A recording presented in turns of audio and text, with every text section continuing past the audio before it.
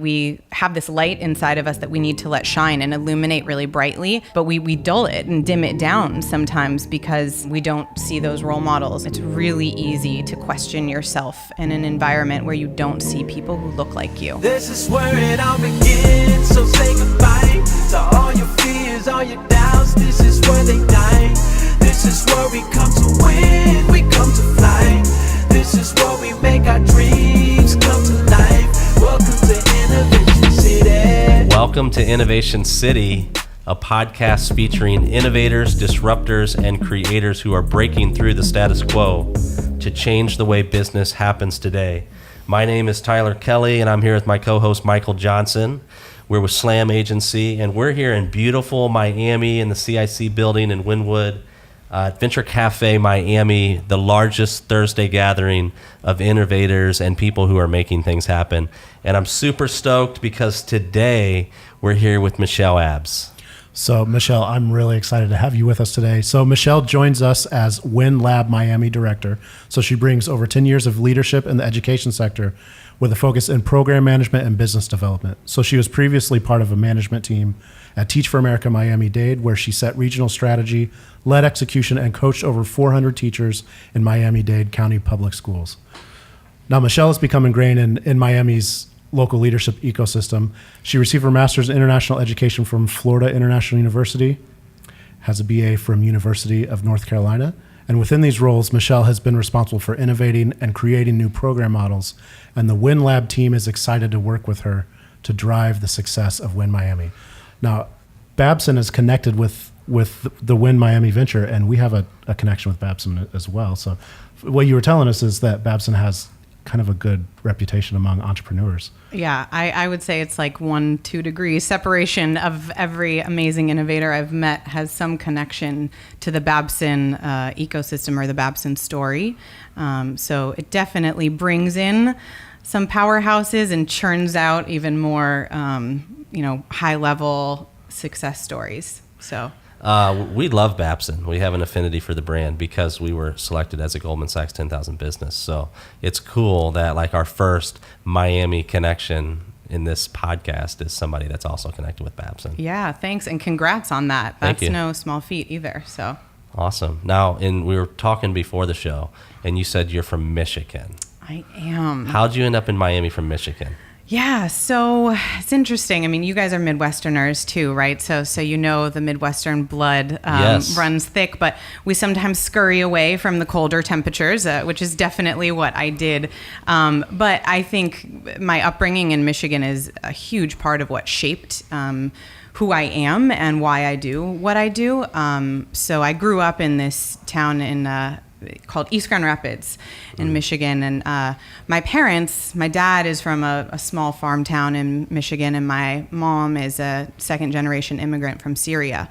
So they worked really, really hard to be able to buy a house in this suburb in Michigan called East Grand Rapids, because they knew if they had a house in there, their kids would go to the public schools in East Grand Rapids, and they would have a shot at completely different life trajectory. So the money that they scrounged up bought us a house on the very last block of this small suburban, upper middle class white town, right? That's where I grew up.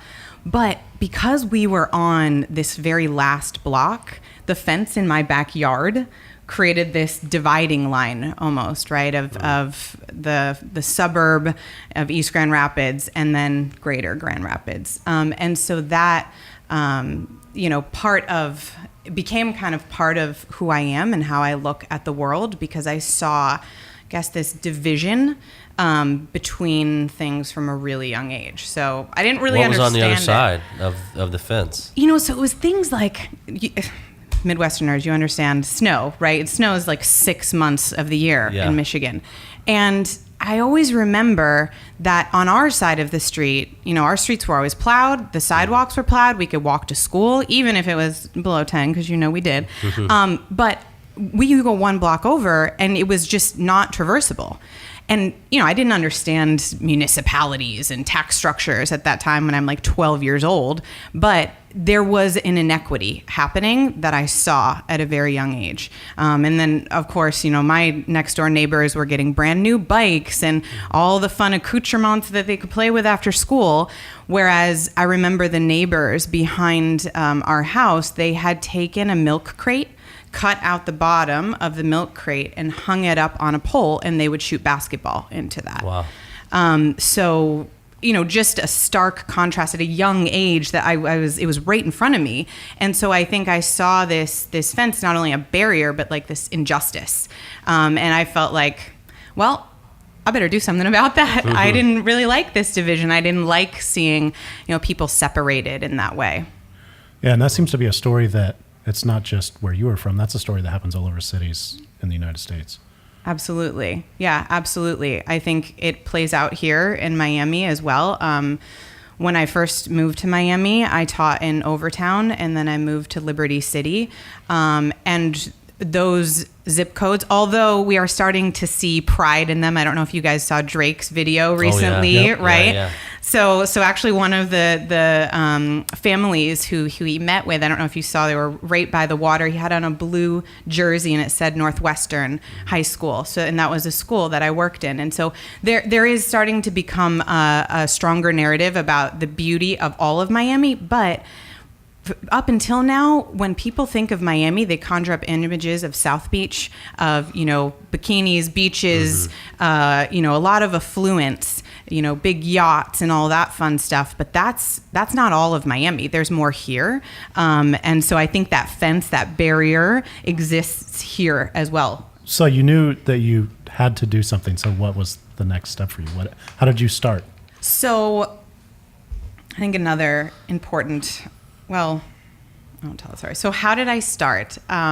So I, the social justice bug bit me early on, but I didn't really know where to channel that energy. I went to University of North Carolina, and you could not escape a poster of Teach for America. At the University of North Carolina, they were one of the colleges they recruited from the most.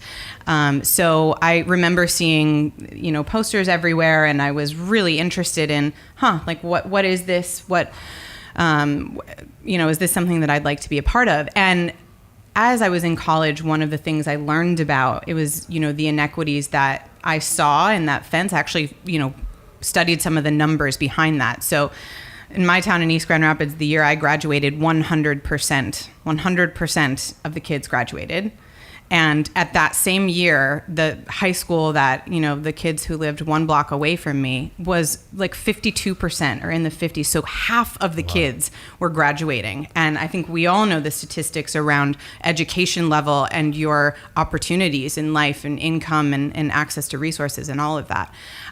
So I said, all right, if I'm going to take this on and, be a social justice fighter, where better to start than in the classroom? And so I chose to work with Teach for America because that felt like if we could change the education system and close the gap between the communities of affluence and the communities that didn't have the same income level but had the exact same, if not more, potential, then we as a nation could, break down that fence and really realize our greatness. Yeah, I remember it was back in 2008. I had seen a talk from, I think it was Wendy Kopp, I think she was the CEO at the time.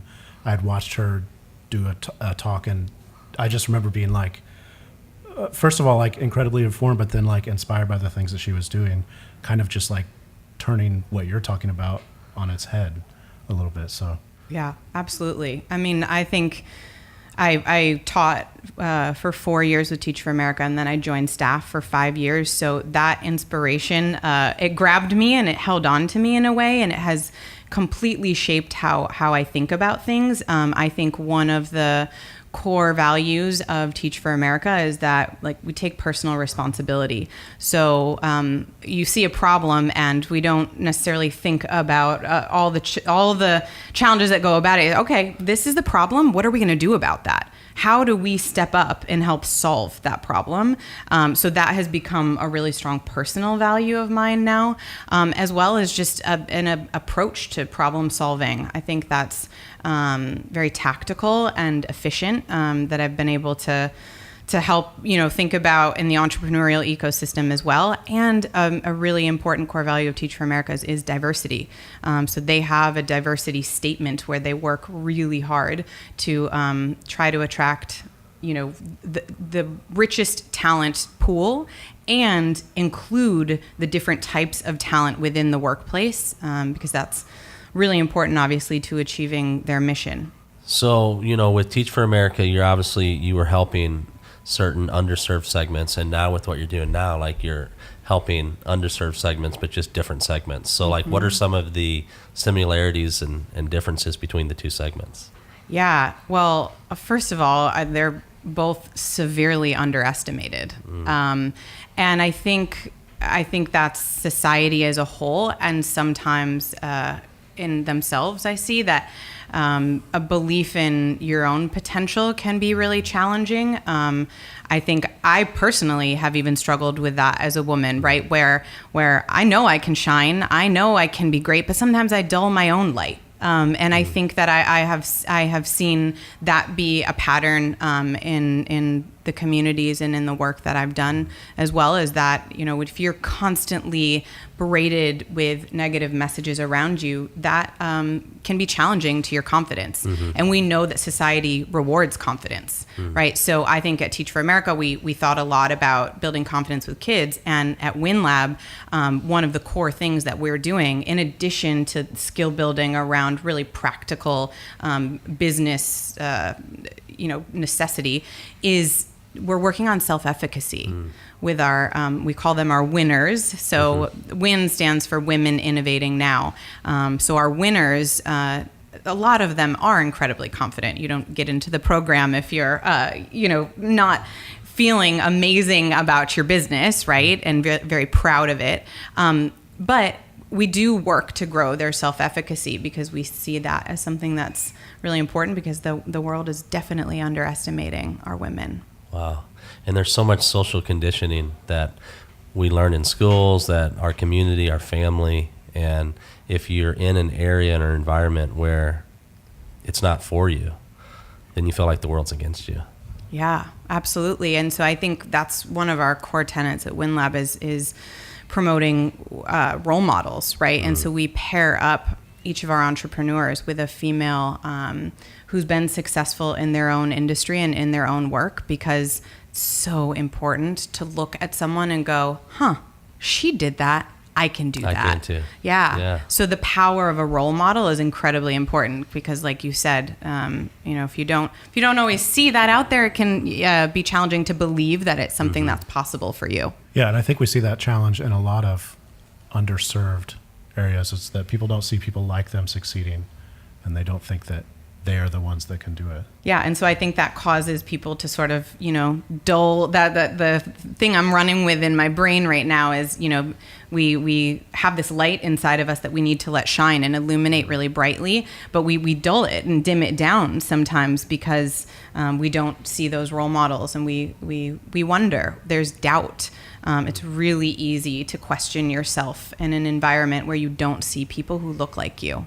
So what are you doing at WindLab, or just in your personal day-to-day, to kind of help change people's perspectives of themselves? Yeah, so I feel really proud to work with the WindLab and run the program down here, because we are doing something really good. I think that we're the trailblazers in this space of women innovators and women entrepreneurs. So what we do is we, tap into this ecosystem that is really beginning to thrive in Miami. And we say we are looking for female founders who have gone past the stage of ideating about what they want to do. They've actually prototyped something or MVP'd something, and they're ready to take that business model, test it out. So we help them, develop some tests in terms of customer acquisition strategy and figure out what's sticky, what's best. Then we take those things that are really sticky and that are going to generate the most revenue and allow them to scale, and we create a growth plan. And so throughout an 8-month-long process, the women are coming in with these ideas, in the prototype or early business stages, and they're really thinking about how to not just launch, but grow and scale that venture to a really impressive place where then we can look for some seed funding, angel funding, and eventually get to the VC level. That's awesome. So when Miami is really in its infancy, right? We would say. So like what does the next 5 years look like when you have X number of businesses out there that are just like kicking ass? Yeah. That you've helped start, or flourish, I should say. Yeah. Yeah. Well, so what's interesting about Miami is I think the Miami entrepreneurial ecosystem is maybe it's not totally an infant or a newborn yet. It's like an adolescent, right? But the female founder ecosystem was just born. So 5 years ago, 6 years ago, when Knight really infused a lot of the capital and things started popping up around the entrepreneurial ecosystem, they tilted a bit heavier just because that is the way that the ecosystem is sort of gendered at the moment. And so we are sort of just starting in a place. So I think in 5 years, what that looks like is instead of at any pitch competition where there's 5, presenters and all 5 of them are men, that looks like 3 of them are women, and they're the ones who are getting the check when they walk out, right? So we know nationally only 3% of venture capital funds go to women. Wow. Yeah.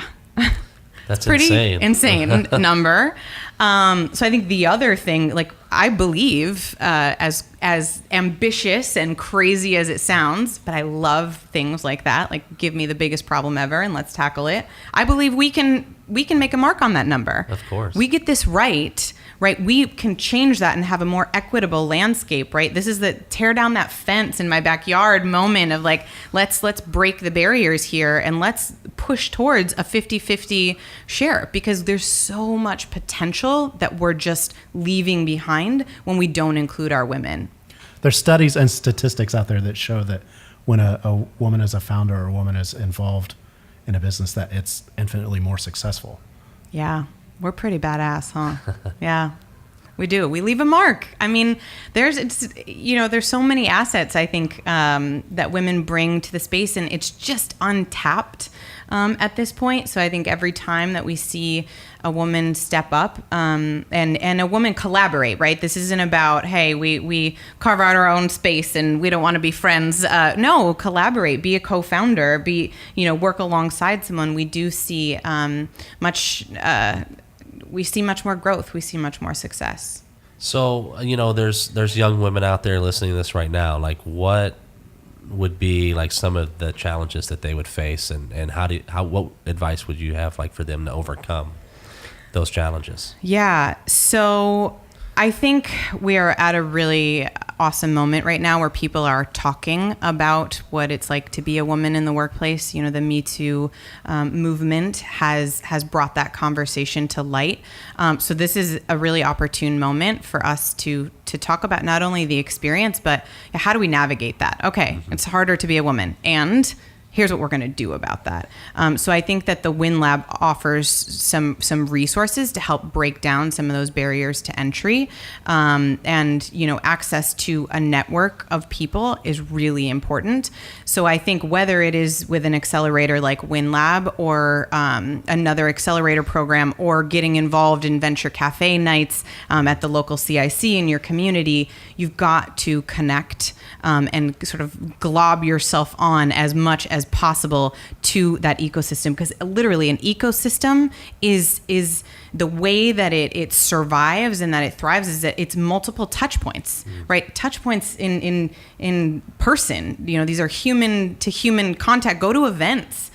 Get plugged in, meet people, talk to people. And I think, again, it's tough, right, to take this advice myself, and I understand that, but try to push past that fear of, I just heard this panelist speak, and I have an idea, and I think that person could be really great in my business. Go talk to them after the panel. Go introduce yourself. Give them your card. Shake their hand.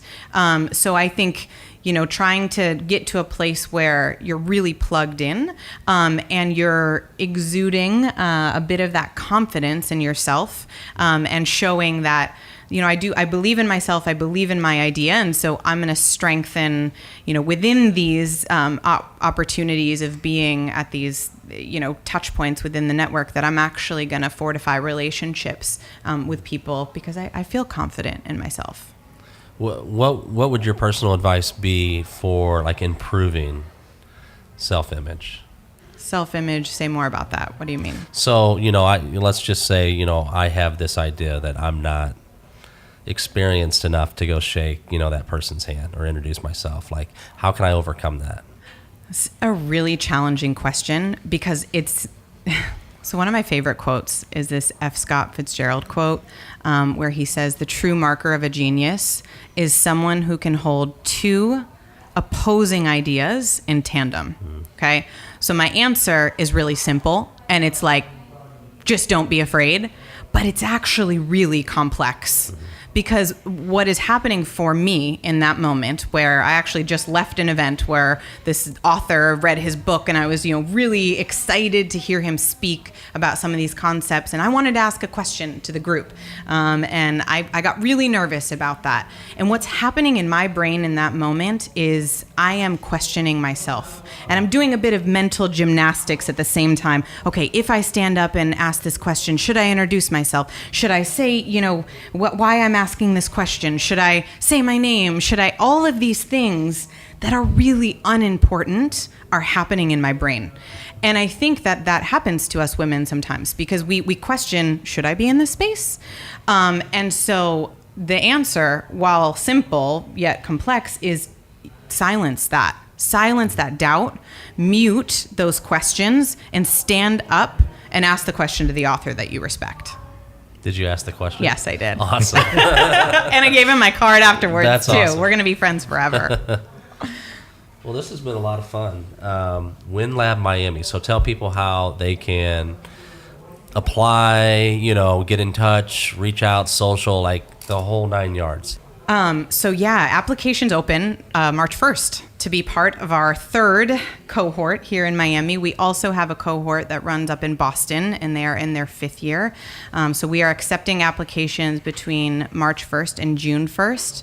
So go visit thewindlab.org to find out how to apply to that. If people are already plugged into the ecosystem and they want to support we call them winners, right? If they want to support our winners and help them to continue to win, we're also looking for people to be a mentor to each of our entrepreneurs. We're looking for, people to come support and lead sessions on, how to structure an amazing pitch, how to hire the right people into, your business at the early stages. So if there's anyone who wants to get involved in those ways as well, you can reach out to me or, find us on social, the WindLab, or find us through Babson College as well. So we're housed in the Center for Women's Entrepreneurial Leadership.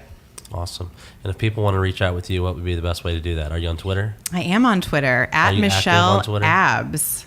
At Michelle Abbs. ABBS, right? Don't expect any abs. 6-pack at all, not happening. But yeah, no one else stole that name, so I scooped it up. You can find me on Twitter. Yeah. Well, this has been a pleasure. Thank you for spending some time with us.